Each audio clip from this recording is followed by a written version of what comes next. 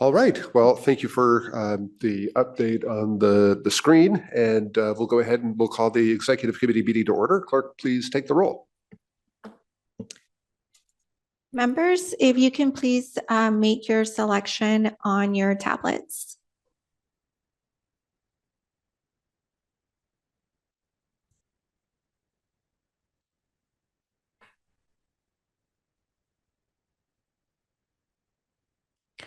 Chair, we have a quorum with 5 members present and 2 members absent. Thank you. Let's move to non-agenda public comment. This provides 2 minutes for anybody who'd like to comment on something that is not on today's agenda, but is within the purview of the committee. Clerk, do we have any non-agenda public comment? Yes, we do. Alex Wong, if you can please unmute yourself. A key priority for MTS ought to be planning for 5-minute frequencies on the Midcoast and Green Lines each. It may not be possible immediately because of budget shortfalls, but MTS must think long-term and still support decisions that allow for 5-minute frequencies. What MTS cannot do is give up on planning for 5-minute frequencies just because it is broke now, because trolley ridership will continue to skyrocket and MTS will not be forever broke. That's why the airport trolley proposal, which would further limit Midcoast and Green Line frequencies, as well as Blue Line frequencies, is deeply concerning. Midcoast ridership has grown so fast that the only thing stopping MTS from increasing Midcoast frequencies to 7.5 minutes this June was uncertain state funding. And that's before University City approved a plan update to add nearly 50,000 new residents and 72,000 new jobs near the Midcoast trolley. The Blue Line will need 5-minute frequencies to serve this explosive growth. Yes, we need to speed up transit to the airport, but no, let's not build an airport trolley branch that limits speed and frequency on existing trolley lines. Rather, let's build the People Mover and/or bus rapid transit to the airport. The People Mover will come much more frequently than the airport trolley, and the bus rapid transit would come at least as frequently as the airport trolley, and most importantly, neither option would limit frequencies on existing trolley lines. That concludes my comments.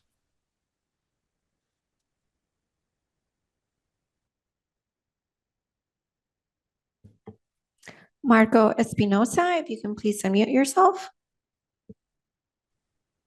Hello, good morning, Marco Espinosa.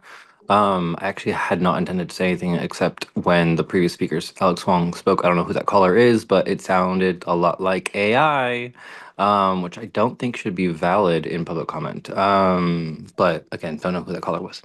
And that is all I have to say for today. Happy Friday. Yield back to the chair. That concludes public comments, Chair.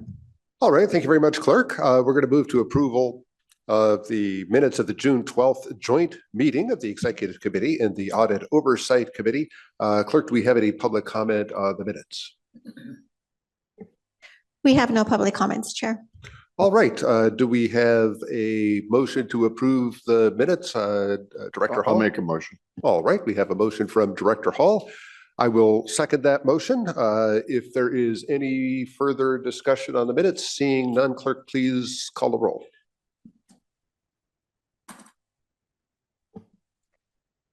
Members, if you could please make your selections on your tablets.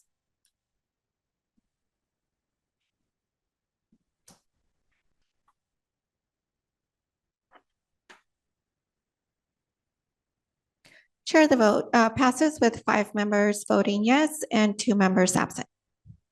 Thank you very much. Let's move on to our discussion items. Item 4 is to consider making a recommendation to the full board of directors on MTS financial sustainability. We're going to invite Mike Thompson to provide our presentation. Good morning, Mike Thompson. I'm the Deputy CFO here, and I'm joined by Gordon Meyer, who's our Manager of Financial Planning, and Larry Marinisi, our CFO. We wanted to talk about the future today. Before we do that, let's a little bit about the past and how do we get here. The chart on the screen on the right is the overall operating budget, the bars are, and between the breakdown is between the recurring revenue and the non-recurring revenue streams. The non-recurring is the red. So prior to the pandemic, any non-recurring revenue we had would go in the capital budget. It would never go in the operating budget for these reasons. And then with the pandemic, we got a lot of federal stimulus funding. We had tremendous loss in ridership and fare revenue. So we were able to use that stimulus funding to balance our budgets and keep our service on the street during that difficult time. And you can see on the chart in FY23, we narrowed that gap as ridership was coming back, passenger revenue was coming back, and subsidy revenue was fairly strong. We cut that. But since 23, it's been the recurring subsidy revenues that has been the issue. They have been very stagnant from 23 to 26, even though passenger revenue continues to grow. We are not whittling away that red piece of those bars. And in 26, it's over $100 million. That is that gap now. And it's going to get worse the next couple of years again, because we're projecting very low sales tax revenues in particular. That gets us to a point when we're out of, and we've already used pretty much all of our federal stimulus funding. We're going to use Senate Bill 125 funding the rest of the way to balance these budgets. And when that is gone, we do have a significant gap between our recurring expense stream and our recurring revenue streams. And either we have to find another recurring revenue stream to fill that gap, or we need to bring expenses down to our recurring levels. So that's what we're here to talk about, is that gap and pushing that out. This is not an MTS issue. This is an industry-wide issue. You saw this chart in July with the comprehensive operational analysis presentation, but it is going on across the nation. Many of these agencies are dealing with it now. SEPTA has been in the news in Pennsylvania a lot lately, because they have already significantly cut their system and raised fares significantly. Muni is about to do the same thing in San Francisco. So it's going on all over the nation. We have a couple years of runway still, because we've already taken some steps to sort of push that runway out. And back in the last budget development cycle, the board did approve some short-term recommendations to help spread that delay that fiscal cliff a little bit. Part of that was exercising the innovative clean transit ICT off-ramps to delay our zero emission bus implementation a little bit. We also shifted some funding from capital to operations. Starting in our current fiscal year, we shifted 25 million, and the plan was to do 35 million next fiscal year and 50 million in 28. That gets us through 28. And then we're also not planning any additional service increases, keeping today's service levels the same with January service levels. Staff has also been working with the California Transit Association, or CTA, on statewide efforts to improve transit operation funding. We've also begun work on a ballot measure or polling and outreach to see how that responds to the public. And then we continue to maximize our non-federal revenue opportunities, including additional naming rights and advertising deals. We have a passenger fare study going on at Sandag that staff is working on as well, that could look at potential fare increases. And then we've also started the comprehensive operational analysis, or COA, a couple months ago. So with those steps taken, this is the slide that we presented back at the public hearing for the budget in May. We do have a balanced budget through fiscal year 29. Now we do have a $108 million structural deficit in this current year that we are balancing with some less operating deficit reserve and some SB 125, and we'll be able to use SB 125 to balance 27s and 28s projected deficits. But we do have an issue when we get to 29. So that's what we want to talk to you about today. So on this slide, I just wanted to talk to you a little bit about, in the near term, we're not confident we're going to get any help from the state or the federal government with regard to subsidies. We don't think that they're going to increase our subsidies to any great extent. We could be wrong. And then, of course, we'll come back to you if we are. Looking at a revenue measure, which could generate about $300 million per year for MTS, we are thinking that it's very unlikely for 2026, based upon the research we've done, as well as the fact that it's now almost 2026 already. And then competing measures, et cetera. So we think that what we really need to do is push that fiscal cliff out to minimize the impact to our customers from what we would have to do in order to get to where we would need to be when that fiscal cliff hits. So what we were thinking is that a revenue measure is more likely or more realistic in 2028. But in order to do that, we would want to get to 2030 with our budgeting, so that we would, obviously, if you have a revenue measure, it doesn't kick in immediately, and then you need to amass a little bit of money to backfill. So that's what our goal is. And Mike, you want to go to the next slide? So we do have some options to present to you about how we can get that extra 2 years. And we'll start with capital. These are in no particular order, but we'll start with capital because you've already sort of seen this part of the presentation. As a reminder, we have flexible funding in the capital budget that can be used for capital or operations, mostly in the form of state transit assistance or TDA funding. And also a reminder that shifting that out of capital does have an impact on the capital program. We are currently 45% funded in our 5-year plan. We do have a large number of projects this next year, including a lot of zero emission bus type projects that are in that number as well. And if we shifted more money from capital, these projects would be delayed, including some state of repair projects. But we feel the system is currently in a state of repair. We have been very aggressive about replacing things and rebuilding things when they reach the end of their useful life, not necessarily when their condition requires it, because we don't want to wait till it gets to the condition requires it. We've been very aggressive about doing it right when it is due to be replaced. So we feel the system is in a pretty good state of good repair, and in the short term, we could shift money out of the capital program. And that was the recommendation back in February, to do 35 million next fiscal year and then 50 million the following fiscal year. So in this situation now, we would think we should do more in 27, a full 50 million, 27, and then also 28 and 29 and 30, 50 million. So it would take a lot of money out of capital. It would still leave about $90 million per year in capital. So we're not totally decimating the CIP program. But each year we would bring this back to the board, and this is the projects that we have available. This is the funding we see available, and we always do the capital budget before we do the operating budget. So these decisions could be made along the way, not decisions we have to make on project decisions we have to make today, but just the overall programming of it. This is how we think would be one way of addressing this. We also do have many competitive state and federal grant opportunities that we continue to go after that could help fill this bucket as well. Usually those are all capital type funding projects. The next thing is a fare increase. We talked about the fare study going on currently. As a reminder, the last major fare increase we had was in 2009. That's when the adult fare pass was moved up to $72 and all the other passes moved up accordingly. That price remains in place today. And then just by inflation alone, that $72 is about $110 in buying power today. So you can see how much we've lost by not having any sort of increases this whole entire time. So that fare study, again, is in progress. They'll come up with their recommendations at the SANDAG level, and then the process also includes public outreach. Then it would be brought back to both this board and also the North County Transit District Board. Then after that, everyone agrees upon what that needs to look like. The SANDAG will hold 2 public hearings to adopt the amended fare ordinance. We're hoping that we can get all this done by July 1 of next year for the next fiscal year. And then we're hoping we can get an additional 10 to 20% in fare revenue. This would be a net increase after any ridership impacts to a fare increase. So in a 10 and 20% would be $8 to $15 million in additional fare revenue each year. We continue to look for external funding sources. We have, as Sharon said, we're not really seeing anything likely on the near term. We've also approached SANDAG about being able to help us with this issue. Any funding they have available, and they did present us a couple preliminary options. Both options, however, were just borrowing funding. We'll give you money today, you have to give it back to us with your TDA in a few years.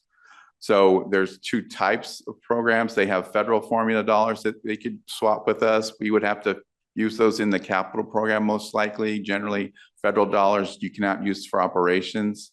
And then again, we paid back with Transnet funding, and whatever federal type of funding they give us, whatever strings comes with that, whether reducing emissions, things of that nature, stay with those grants. So we'd have to work around those type of requirements as well. The other option was to actually advance this Transnet funding, and they do have some ways to advance us some money from one of their pockets of Transnet buckets, but that would also have to be paid back. And then the Transnet ordinance requires that any borrowing be paid back with interest. So there would be a higher cost of using the Transnet borrowing option, but you can use Transnet for operations. So it makes it more flexible. And if I wanted, I think we also have to caveat any of these must-dos and have to have with the SANDAG board has to make all these decisions. And actually the SANDAG board can amend Transnet decision-making based on their own 2/3 vote. So this is all based on our conversations with Sandex staff at this level, based on what the board currently is directing. But all of this is a policy decision at the Sandex board. We also have opportunities in the operating budget. Our fiscal year 25 operating budget results will be ready next week, most likely, and we are seeing some favorable trends in certain categories that are favorable for fiscal year 25 could be recurring in nature that would spill over into our 26 forecast and beyond. Particularly, sales tax came in a little bit stronger than was initially presented, and FY 26's sales tax forecasts were not very strong at all. So hopefully that could be some impact with our forecasting. We're also could do a thorough review of the operating budget with this next budget development cycle. And just look at anything, only essential stuff needs to be done. Anything nice to have can be pushed out, could be delayed. Anything non-essential could be deferred. We could also delay the start of any new projects or programs until we get through this period of time. So there's an opportunity there to be much more stringent on what we approve in the next fiscal year operating budget. As part of the COA, TMD is reviewing the existing conditions, and that will be complete sometime this month. With that, there should be some service efficiencies and opportunities that are presented to us. So we could look for immediate opportunities that we could put into place in January, or if there's more longer term changes that need to make, we could target June of next year, which would be in advance of fiscal year 27 as well. So we'll just look at that as well. And there's also a couple opportunities for the San Diego Transit self-funded pension plan that we wanted to talk to you about. The first one of those is the unfunded actuarial liability, and this is easier to explain with the charts. The top chart is what was approved with the last actuarial evaluation report. We've always had the unfunded liability being paid off in fiscal year 2038. The dates don't actually line up exactly right on the chart. And we've done that for 12 years now, and we've always, everything gets amortized just over until that period of time. So you can see when we get to 2038, there's a tremendous drop in the MTS contribution level because we're only amortizing that unfunded liability over that period of time. If we instead move to a 20-year reamortization of that unfunded liability, it's basically like refinancing your mortgage. It lowers your payments today, but it pushes payments into the out years. So you can see the next 5-year time frame, the payments go from over 20 million to around 15 million savings there. But you can see in the out years in the 40s, it went from 1 million to 12 million. So you're delaying the problem, but it buys you some money in the short term. But unlike with a mortgage refinance, you're not going to have a long-term increase in the costs associated, correct? Correct. The other option for the San Diego Transit pension plan is the investment discount rate. Our current assumption is 6%, primarily due to our short amortization period there. We want to be very conservative to match that period of time where we're trying to generate most of those contributions and most of that money. There's a public pension plan survey done by Equitable Institute. This was in 2024, and 7% is the median assumptions for all public pension plans. There's 245 that were part of that survey. CalPERS is currently at 6.75, and they're staying at 6.75. There's only 9% of plans were under 6.5%, and being at 6%, we are at 6% for a reason, but if we change our amortization period to 20 years, we could be a little bit less conservative and increase that discount rate as well. And each 0.25% increase would reduce the annual contribution by about $700,000. So if we went to 6.5, for example, it would be another savings of 1.4 million. So these are decisions that we're looking at. The next actual evaluation report will be brought back to the board in February 2026 and could include these types of recommendations. So this chart is really a look at the strategy that we're proposing today. And that is that we are, one, trying to stretch out the fiscal cliff. How can we get there? And these are the types of strategies that would be put in place as sort of direction to staff. but the actions that would occur would always come back to the board before they were taken. So for instance, if fare increases were to happen, the board would make that decision in the future. If we were going to change the actuarial assumptions, then that would also be taken to the board as a decision. Changes in the operating costs also would be part of the budgeting decision. And certainly the CIP comes to the board for that decision. So what we're showing you today is more of a policy roadmap to get us to 2028 for the, or sorry, 2030 for the fiscal cliff, with as minimal amount of impact to the customers and the passengers that we're trying to serve. So with that, I will let Mike do the honors. So that brings us to the staff recommendation, and that is that the executive committee forward our recommendation to the MTS board of directors, provide the following direction to staff. Target a revenue measure for November 2028 ballot. Plan on shifting $50 million in flexible funding from the 27 through 2030 capital improvement programs to the operating budget. Seek a 10% increase in fare revenues. Seek additional funding from regional, state, and or federal sources, and then target $15 million in annual operational savings beginning with the fiscal year 2027 operating budget. And with that, we'd be happy to answer any questions. Thank you. Clerk, do we have any public comment on this item? Yes, we do. Alex Wong, if you can please unmute yourself. Okay, let's see. Yes, MTS should not delay states of good repair projects. However, I strongly support delaying zero-emission bus transition. I cannot stress this enough, because passengers care far more that the bus is frequent, that their bus service is not cut, than that the bus is electric. I also support a 10 to 20% fare increase. Sure, fare increases aren't ideal, but even after raising the price of a monthly pass from $72 to $110, an MTS monthly pass will still be much cheaper than driving. That's why riders would prefer a mild fare increase over bus and trolley service cuts. Service cuts should always be the last resort. I also support MTS postponing a ballot measure to 2028. However, even then, an MTS-backed ballot measure would almost certainly fail because it would require an impossibly high 2/3 voter majority to pass. So I think it would be much wiser to ask San Diego area assemblymen and state senators to draft legislation and persuade the state to contribute to MTS's operating budget. That concludes my comments. That concludes public comments, Chair. All right, let's open committee member discussion on this item, and we will begin with Chair Pro Tem Montgomery Stott. Thank you so much, Chair. First, we've been talking about this for a while, so thank you for putting a very sound group of strategies before us to think about. I am looking at this from a perspective of my role at the county, which I anticipate in the next year, we're going to see a lot of people lose a lot of other benefits that they have been receiving. So a lot of our more vulnerable community members will be losing healthcare, and they will be losing food stamps, and they will be losing housing assistance.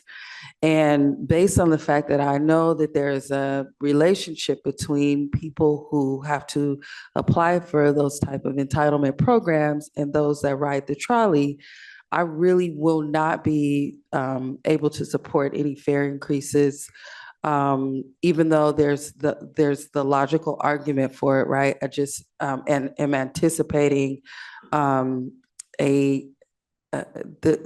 type of dire need from people that I don't think we've seen in a long time. And I think, although when we look at the numbers, we can certainly justify it, I can't support it because I think that it will just add additional pressure to working families, to the majority. I think it's 75% from our last Title VI evaluation, right? 75% of our riders are low-income riders. I'm not continuing to do this on the back of poor people. I'm just won't be able to do it. And in that vein, I also, with regard to a ballot measure, am still wanting to push to look at other tax solutions or that are not regressive. I think going forward with what we were going to do with regard to Elevate, And just kind of trying to move that forward in 2028, which will be 8 years from the time we originally talked about it, it's not good. It's not forward thinking. It's not innovative. There's so many people here that really are at their breaking point. I know a lot of the people are non-choice writers of our system. And so I am encouraging the staff to bring forward some other solutions for us to fund the system that are not purely regressive for an entire community. So I'll put that on the table again, but I just want to be clear, and not in a way where I don't understand the strategy, right? But just morally right now, I think we have to step out and be a bit more creative about how we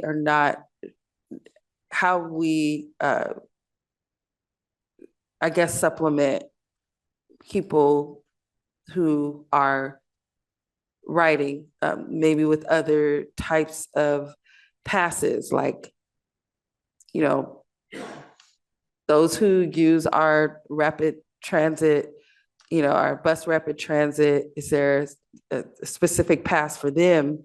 Or I don't know, but it's not going to be for me an across the board 10% increase on fare revenues. I won't be able to support that, knowing what's ahead of us in my role. So thank you. Thank you, Chair Pro Tem. Any other comment? Let's go to Vice Chair Goebel. Thank you, Chair. Excellent presentation, very thorough, kind of thinking of all the questions and challenges that we have. So thank you. What I haven't seen yet or heard from is if we know the public is somewhat cynical on approving additional tax measures, for instance, because the sentiment is we're taxed enough, we don't trust that you're going to do any efficiencies. What I'm not seeing to address that, a question here, have you thought of, is service cuts. What would service cuts, I hear about efficiencies. Okay, we can tweak this and this, but will the public expect us to say, if you want this much more from us, you have to give up this much as well? We both must feel part of this. So where does service cuts and the value or the lowering expenses come into the menu of fixes? So what we were trying to avoid was a broad reduction in services. Whether or not that is supported by voters in 2028, that would be subject to some research that we would do to see whether that was something that was needed in order to gain that kind of support. What staff has presented to you all today is a menu of things that we think could kind of spread the costs associated with getting us to 2030 before the fiscal cliff hits.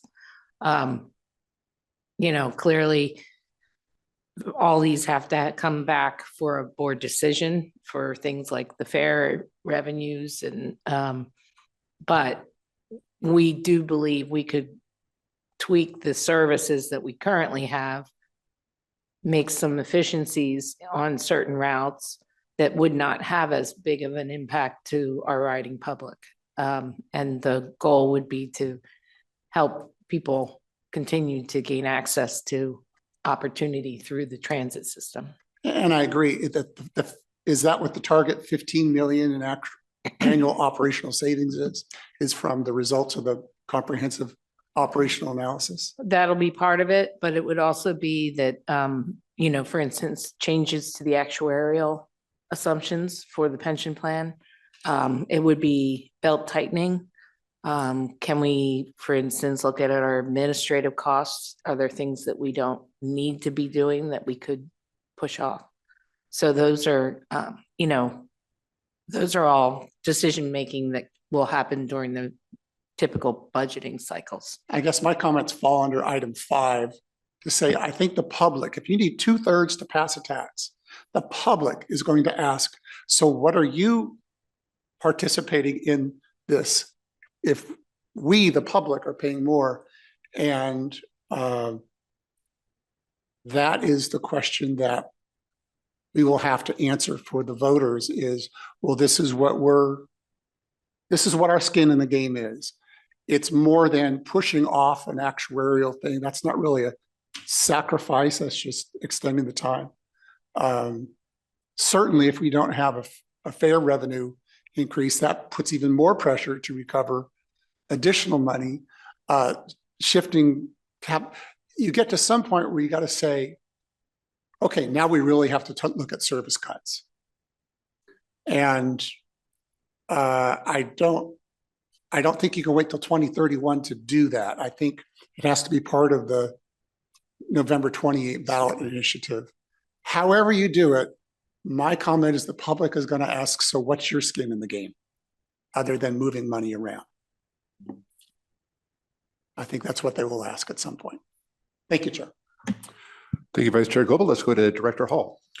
When was the last fair study? I'm sorry.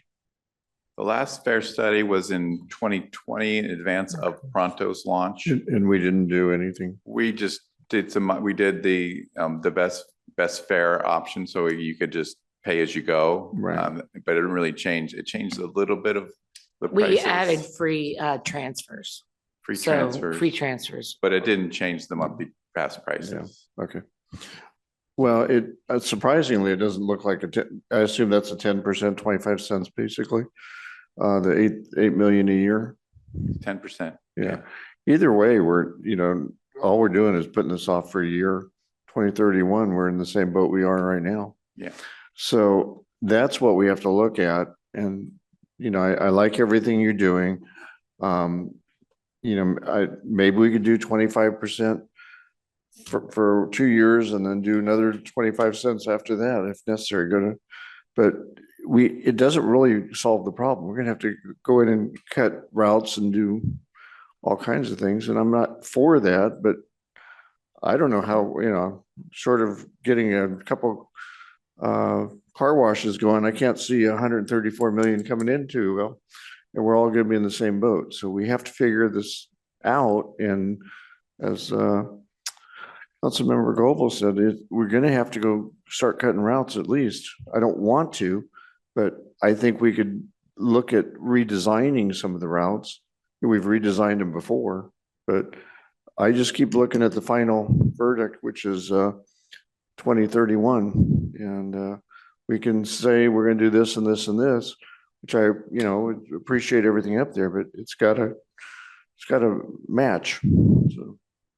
Yeah, and we are doing the comprehensive operational analysis that will come back to the board. I think it's in the spring next year with what major service cuts would look like. Part of their analysis will produce things like that as well. So it is underway. Thank you, Director Hall. Let's go back to Chair Pro Tem Montgomery Stepp.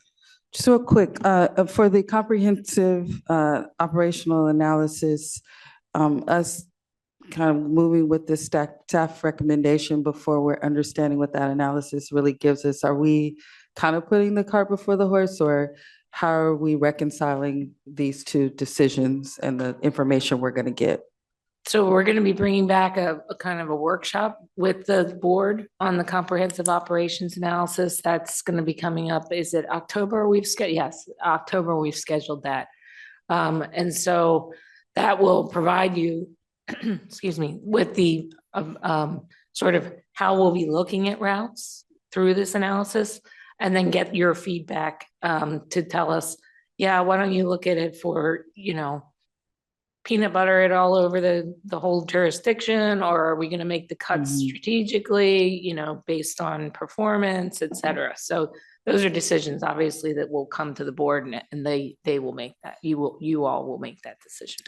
Okay, another question. And I mean, that sort of answered it, but again, will information that we receive from that analysis have an impact on what is before us now in this staff recommendation?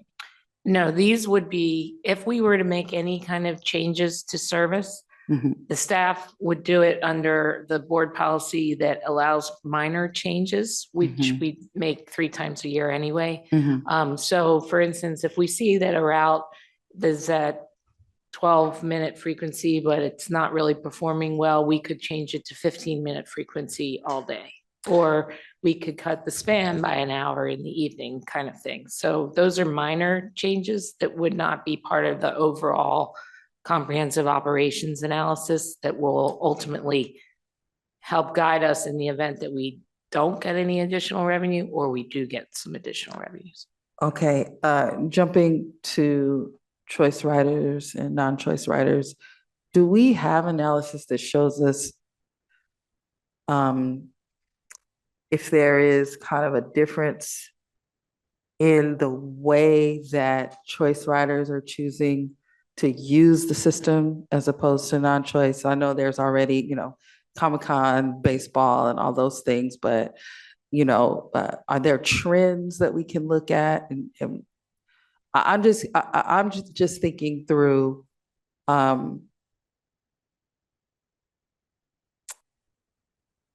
providing assistance to people who truly need it on our line as opposed to the blanket fare increase that really is just, if we look at, I know we're not proposing, going up to $110 for a monthly pass. We're not proposing that, but even that, looking at that and how that would impact some people, $38 a month is, okay, right? And for others, that is not, absolutely not okay.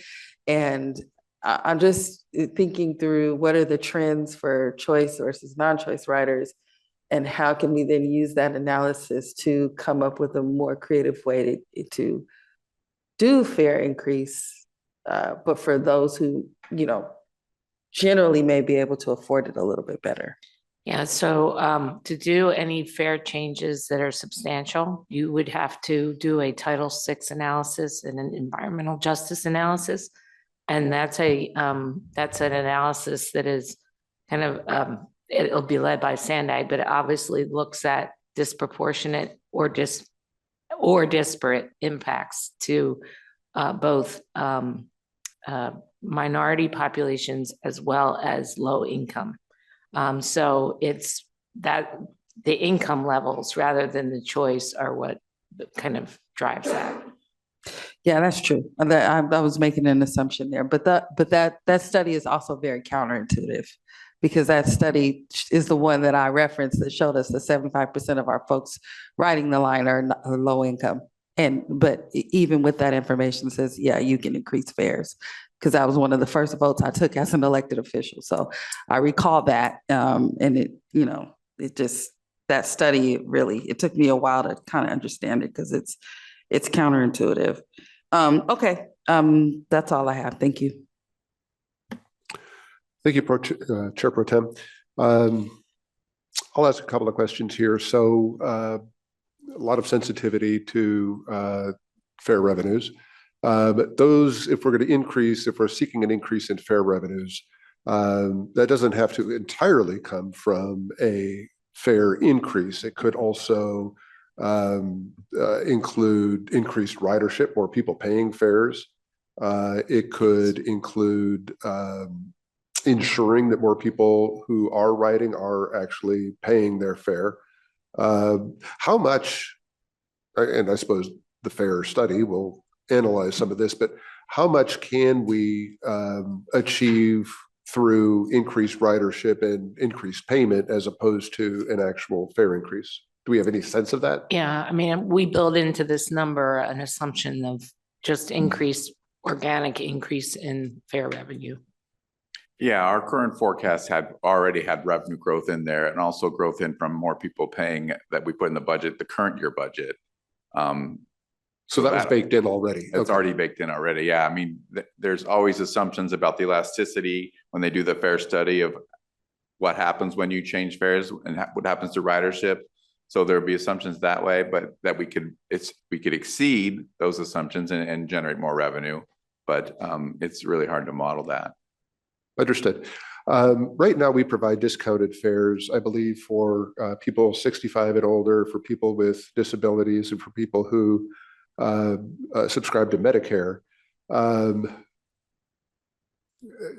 Thinking about the Chair Pro Tem's comments around some people have a more capacity to absorb a fare increase than others. Has there been any thought, or will the fare study consider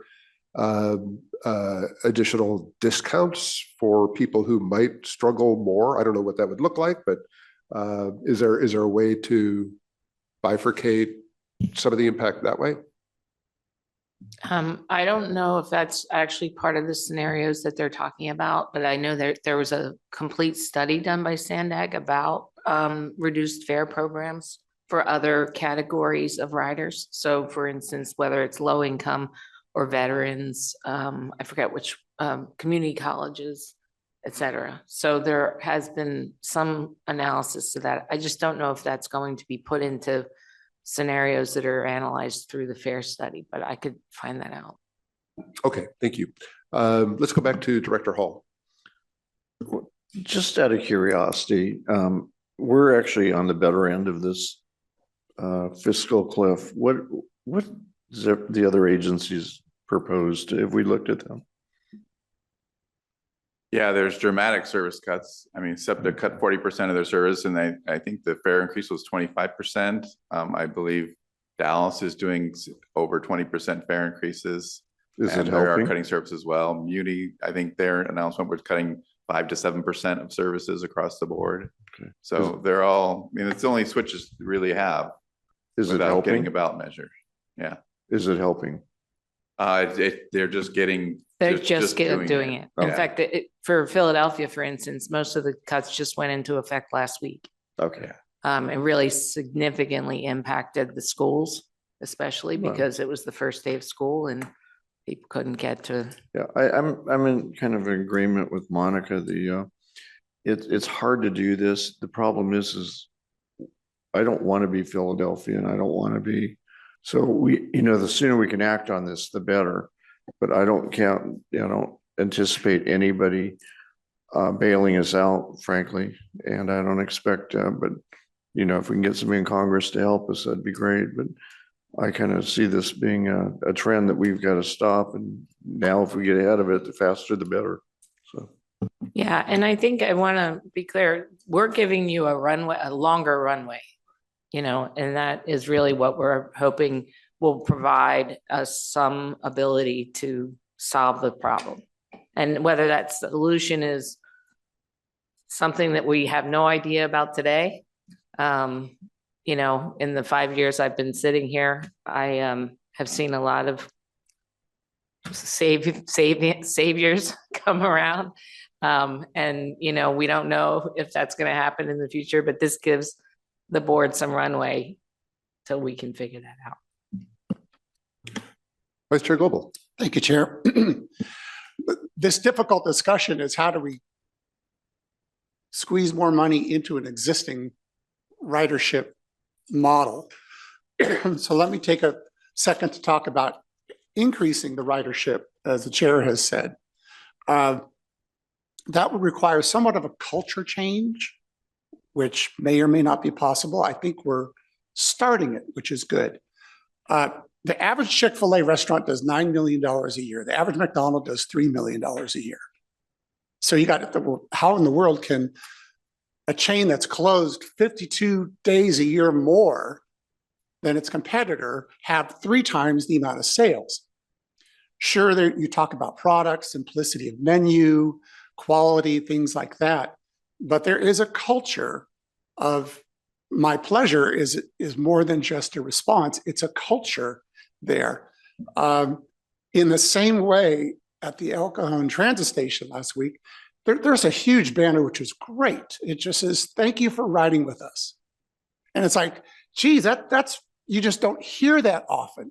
You just assume people ride with you because they have to or they want to. But this culture of saying thank you is a big deal.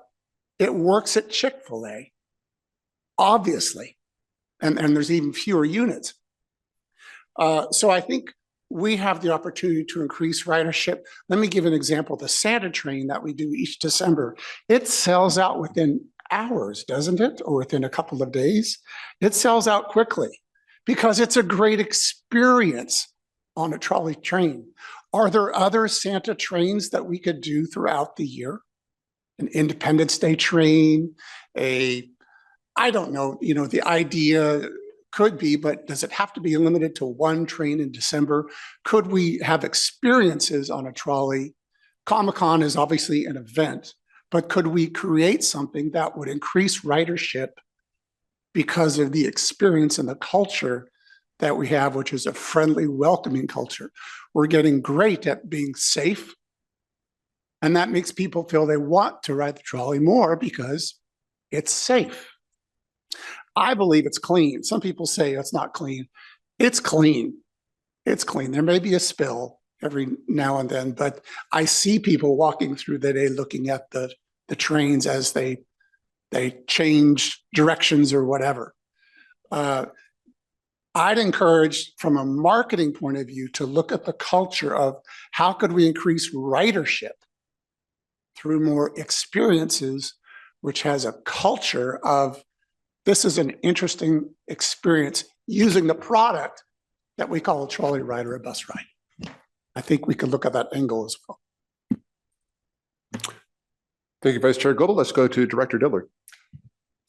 Yes, thank you. I apologize that I missed half of your presentation. It was not on purpose. It was a terrible motorcycle accident that held everybody up.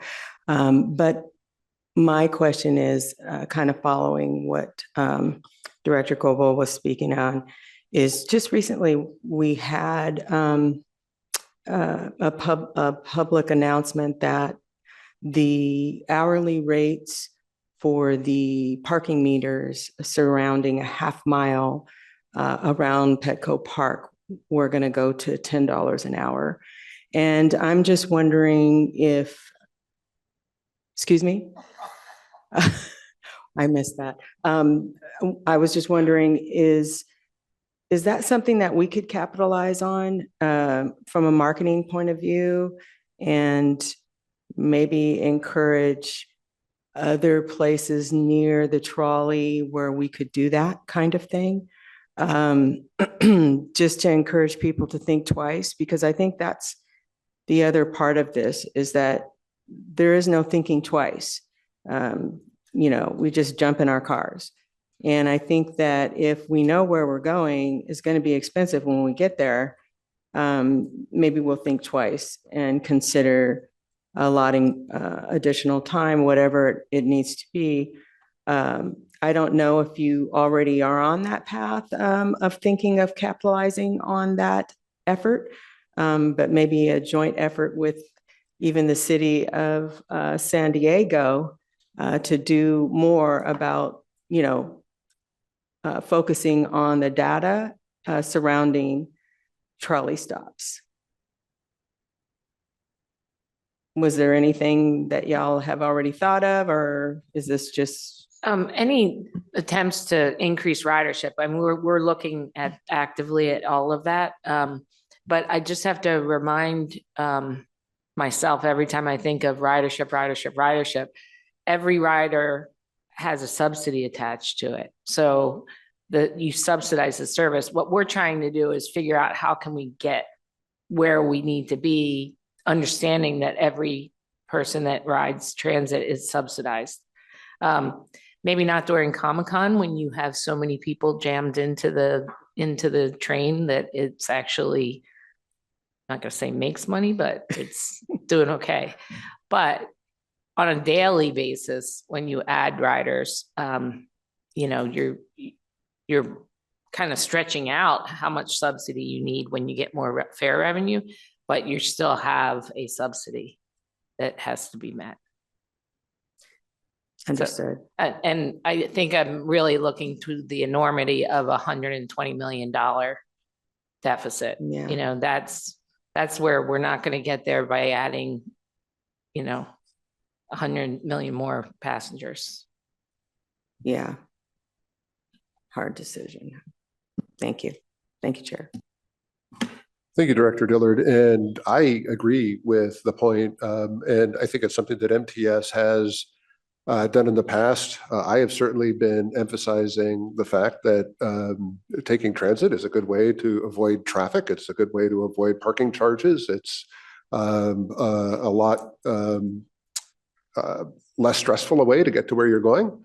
And so the reasons for taking transit all along, I think, are even heightened today. So I hope that we all continue to express the efficiency and cost effectiveness of transit. Okay, this is an action item. We don't have a motion on the floor. I would like to land the plane here. There's a couple of ways that we could possibly do that, unless somebody wants to make a motion, but we could. I think that looking at the staff recommendation, items 1, 2, 4, and 5 are probably ones that, you know, are less of an immediate concern and things that staff needs to be working on right away. And we are doing a fair study that the board approved previously anyway. So we could do something like, move forward 1, 2, 4, and 5 and await the fair study. The other thing we could do is just send this to the full board without a recommendation. I see Director Holland lights. I'll make the motion to approve a staff recommendation. Okay, we've got a motion on the floor to approve the staff recommendation as is. Do we have a second to that motion? I'll second the motion. Okay, we have a second by Vice Chair Goebel. Do we have any further discussion on the motion on the floor? Do you, could you put up 13? Slide 13? Yes, thanks. That's just to show that the strategy can be tweaked up or down for any of these items that you see in yellow. So I just wanted you to be aware that even if you go with staff's recommendation, all of these have to come back as a decision point at some point, whether it's through fair study approval or the CIP approval. Vice Chair Montgomery Stepp. Just real quick, since we're moving forward with all of the recommendations, I am gonna, oppose the fair increase for the reasons I've stated. But I think this deserves a full board discussion, and I know it's just a strategy moving forward, and we will have to individually discuss these things within the time frame that we're working with.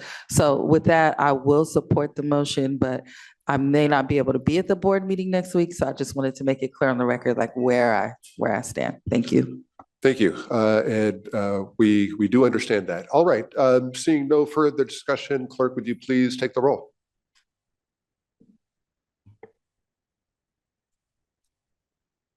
Members, please make your selections on your tablets.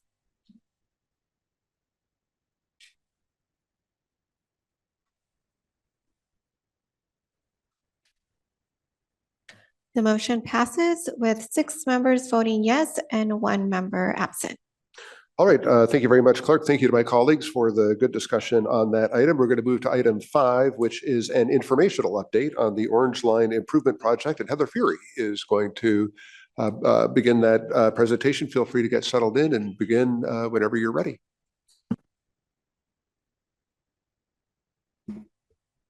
Good morning. I'm Heather Fury, Director of Capital Projects at MTS, and I'm joined by Gabby Brocklehurst, who is Project Manager with TY Lin, who's been assisting us with program management of the Orange Line. I will go quickly through some of these slides, but wanted to give you a quarterly update on how we're doing on the Orange Line Improvement Project. This is the agenda. We'll go through an overview, schedule, funding, and kind of where we are so far. The overview, I think you all are very aware of this project. We've got 2 phases lined out to essentially re-signal the Orange Line, our oldest signaling system. We're very excited about this project because it's going to increase safety and reliability of our trolleys, but it's also going to reduce the amount of time our MOW and maintenance crews need to be spending out in the field, keeping the system up and running. So this is a quintessential state of good repair project that I'm glad we're going to get through before 2030. Here's our schedule. I'm talking into the wrong mic, sorry, thank you. We're about 1.5 years in, but just a few months into construction. We are working on procurement for phase 2, and I should be putting the phase 2 drawings out on the street for construction bids in the next couple of months. In total, the budget's about $151.2 million. Much of that comes from state grant funding, and the remainder is from MTS CIP local funds. But in total, we're investing $151 million into the orange line. You can see that phase 1 is almost 70% grant funded, and phase 2 is about 50% grant funded. Again, though, this is a great investment in our system to keep us going for the next 30 years. This is how that funding for phase 1 gets allocated between signal improvements and track improvements. And on the right, you can see we're starting to actually expend some money out there, and work is getting done, which is a good thing. For phase 2, most of the dollars are going to go into signaling and track. And this is how we're going to spend our TIRCP money. And once we get phase 2 started, I would anticipate construction in TP would be next spring or summer of 26. We will start talking about the expenditure monitoring at that point. Cost controls, this is for phase 1. We had a really strong June. So that was really a big jump, which in our actuals, based on getting our contractor out and starting to work in the field. Once the contractor's going, you really start spending the money quickly. And we're also receiving a lot of the materials that we pre-ordered that are now showing up. We don't have to pay for them until they appear, and they are coming. I'll let Gabby talk a little bit about risk management. We did a big risk workshop, that's a tongue twister, in July to talk through both phase 1 and phase 2 and what we saw as things that could really jump up and bite us. And I'll let Gabby talk through a little bit about that process and where we are now. Right, so as Heather mentioned, we did a risk workshop in July, and since then we've been updating internally the risk register. We've been updating it monthly. The last update occurred at the end of August. With that most recent update, we were able to alter 3 of the risks. One went from significant, which is the red, to high, which is yellow. So that jumped 2 spaces, which is wonderful. And then we also had 2 high risks reduced to medium, so yellow to the lighter green. And we'll continue to review the risks and hopefully start retiring some of these risks that we've identified as the process continues. For the 3 that we were able to reduce, those were related to procurement, since MTS is doing the early procurement, so that has helped significantly. And so these are just the top 7 risks that we have identified as of August. Touching base on communications, we've been working actively on a communication plan. Our webpage is live and complete. We have some FAQs up on the website, a fact sheet. We've got a template for e-newsletters. We've got a project overview video and maps and visual aids. We've also been out on the street quite a bit and working internally as well. We met internally with our rail division supervisors in late June. These are the folks that are going to be working with our flaggers and the operators and really bringing them into the fold to let them know what this is all about.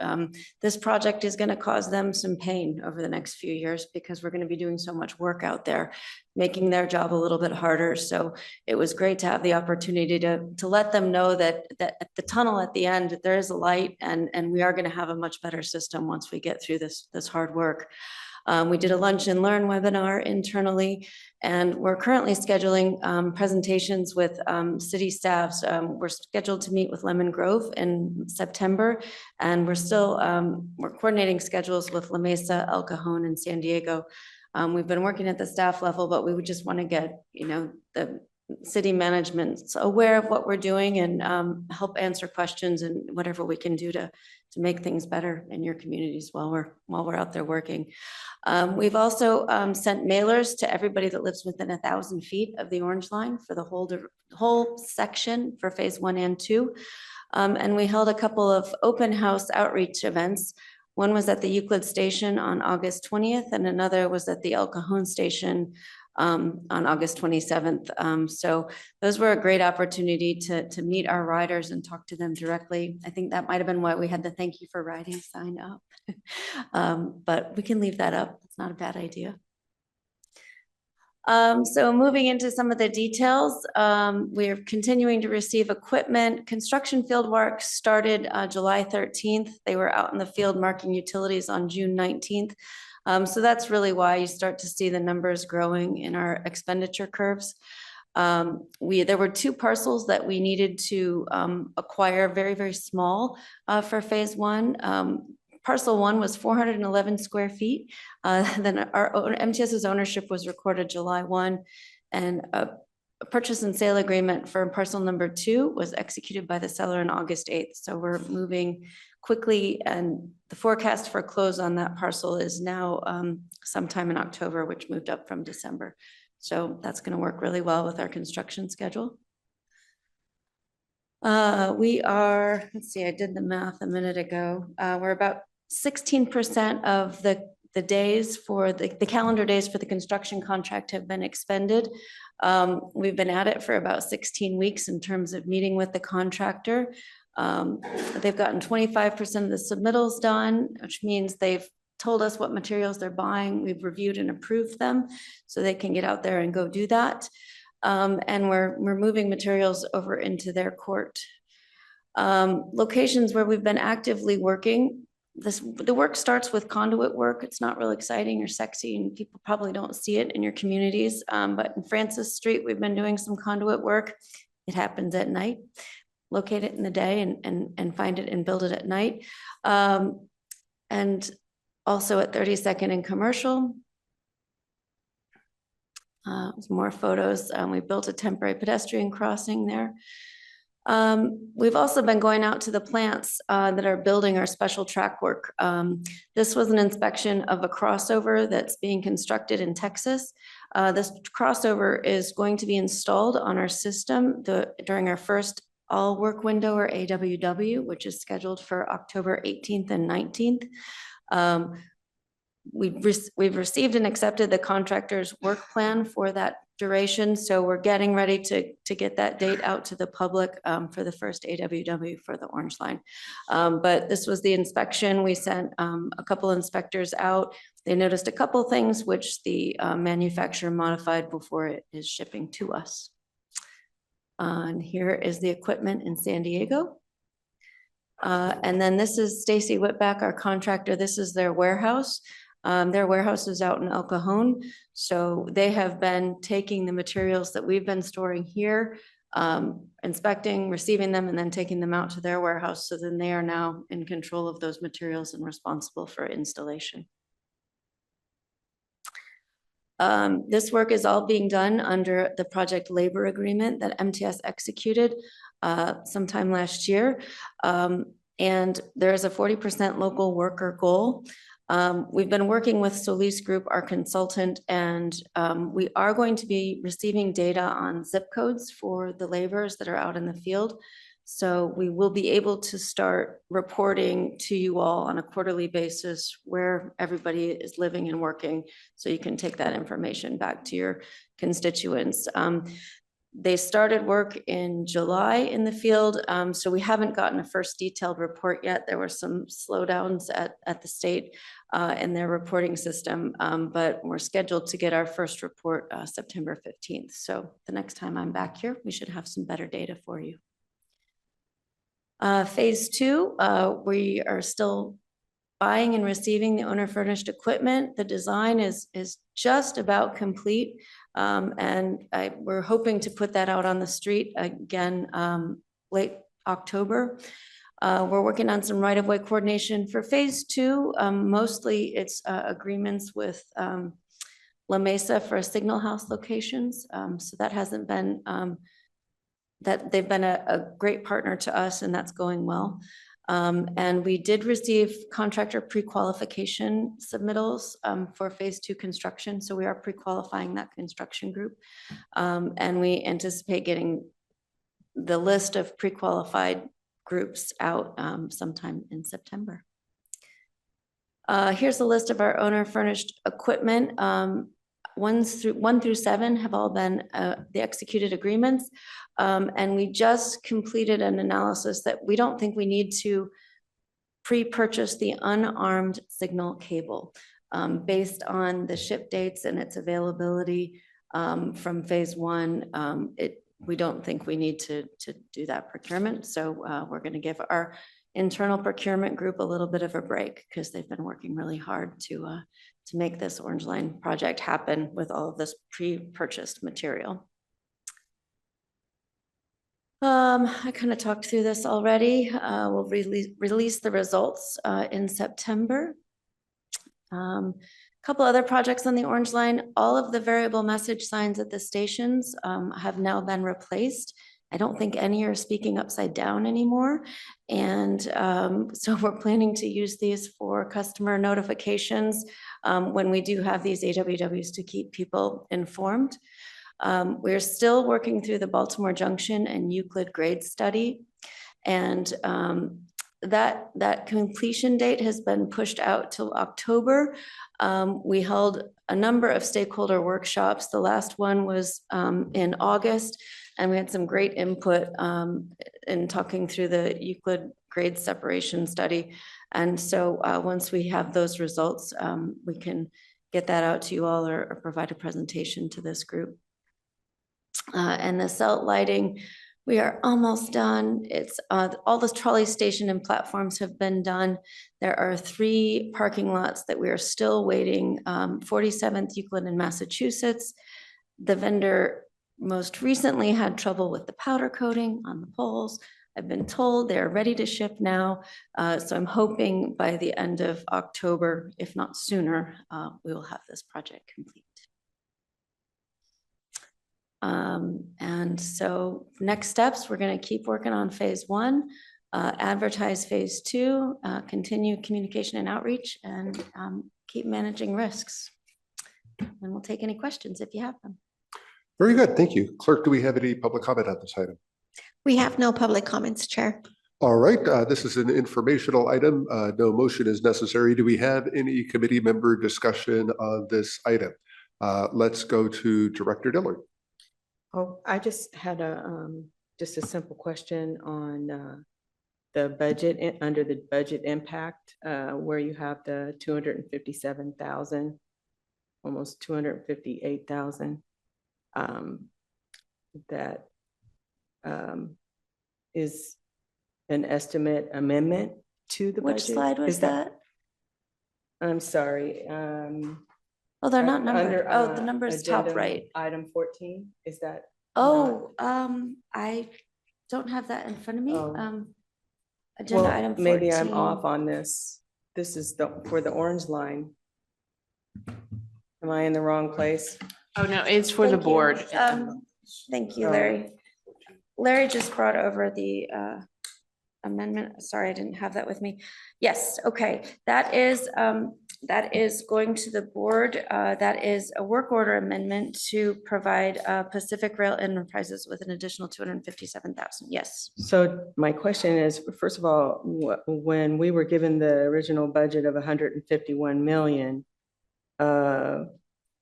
does that, when we accept a contract like that, does that come with a contingency? Like, is that including the contingency? I'm just wondering, since it's going to be an additional 258 million, I mean, sorry, 258,000 in addition to the 151 million, right? So I'm just curious, because if this happens again, do we have is in this budget this contingency, or is this on top of? Excellent question. There is contingency in this budget. So the 151.2 million, at the end of the day, we may not spend it all if we don't need to execute change orders or if we don't encounter unforeseen conditions. Hopefully, at the end of the day, we'll come in under that number.